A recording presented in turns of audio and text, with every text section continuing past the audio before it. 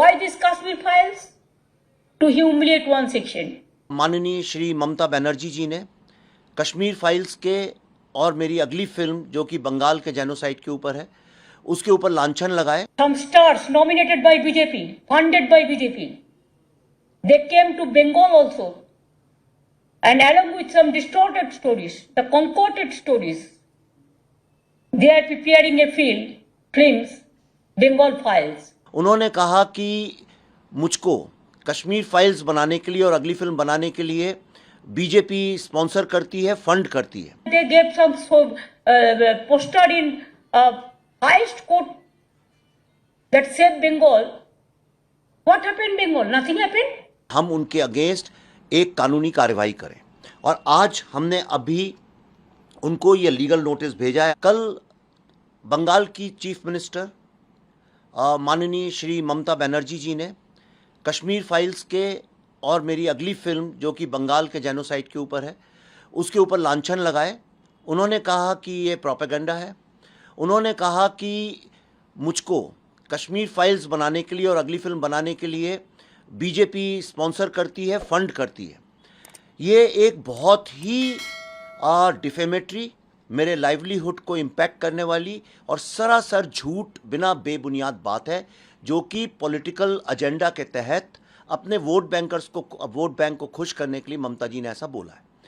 और इसके लिए मैंने, मेरे प्रोड्यूसर श्री अभिषेक अग्रवाल जी और पल्लवी जोशी जी ने ये निश्चय किया है कि हम उनके अगेंस्ट एक कानूनी कार्रवाई करें और आज हमने अभी उनको ये लीगल नोटिस भेजा है, आप देख सकते हैं। और ये आपके सबसे पहले मैं आप ही को बता रहा हूँ, ये लीगल नोटिस हमने उनको भेजा है और उनसे कहा है वो एक्सप्लेन करें कि उनने जो बातें कही हैं उसका तथ्य क्या है।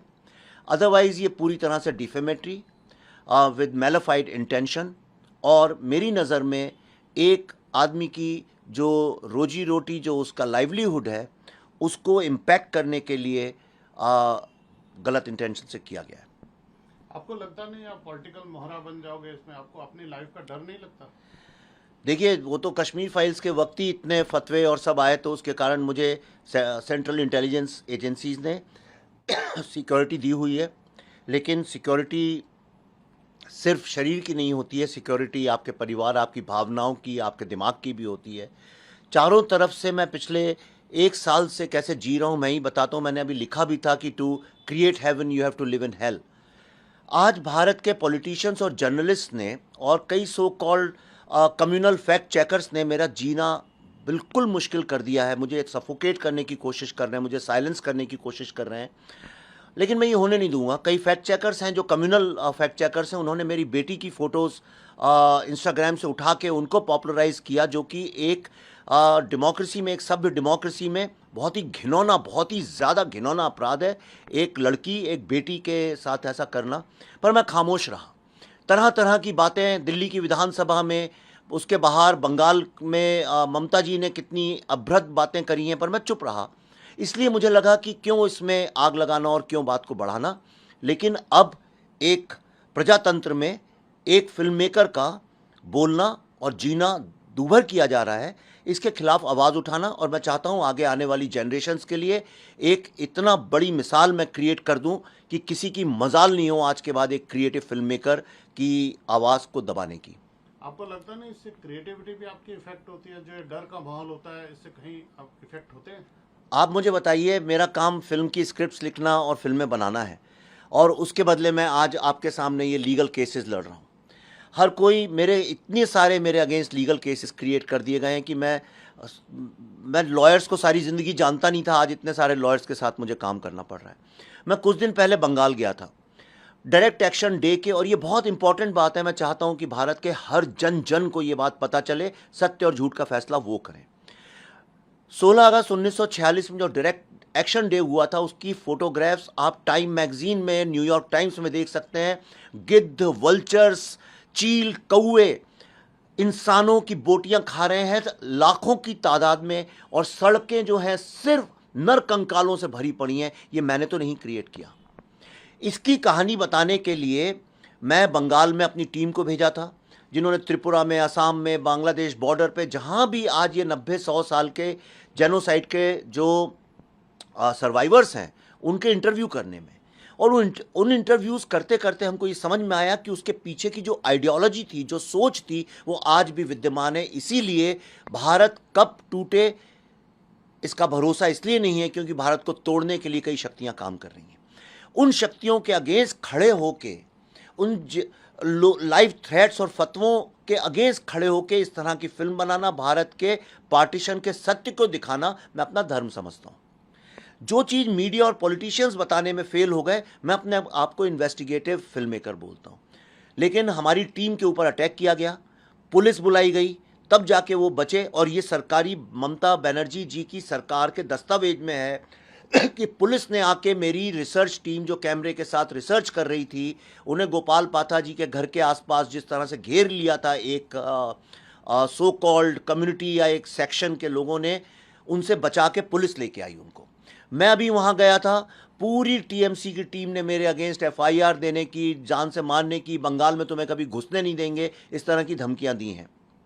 उसके अलावा मेरी बुक साइनिंग थी। मैं जिस शहर में जाता हूँ अर्बन नेक्सल्स बहुत बिकती है, तो उसकी साइनिंग के लिए मुझे बुलाते हैं। जिस मॉल में मुझे बुलाया गया था, उस मॉल में उसको बैन कर दिया गया, इसलिए बोल के कि उसके आसपास वो मुस्लिम एरिया है, और उन्हें वो मुस्लिम एरिया में आप जाएंगे तो वहाँ डिस्टर्बेंस होगा, इसलिए उसको शिफ्ट करके एक मॉल से दूसरे मॉल में शिफ्ट किया गया लास्ट मिनट पे, जिसके बारे में मैंने लिखा भी था, जिसके बारे में सब जानते हैं, वहाँ के मीडिया में भी खबरें आई थी। क्या ममता बनर्जी जी का ये फ़र्ज़ नहीं बनता था एक फिल्म मेकर को अपने स्टेट में सिक्योरिटी देने का? अपनी स्टेट में वो बॉलीवुड के बादशाह को बुलाती हैं, बादशाहों को बुलाती हैं, और बॉलीवुड के बादशाह वहाँ खड़े होकर फ्री स्पीच की बात करते हैं।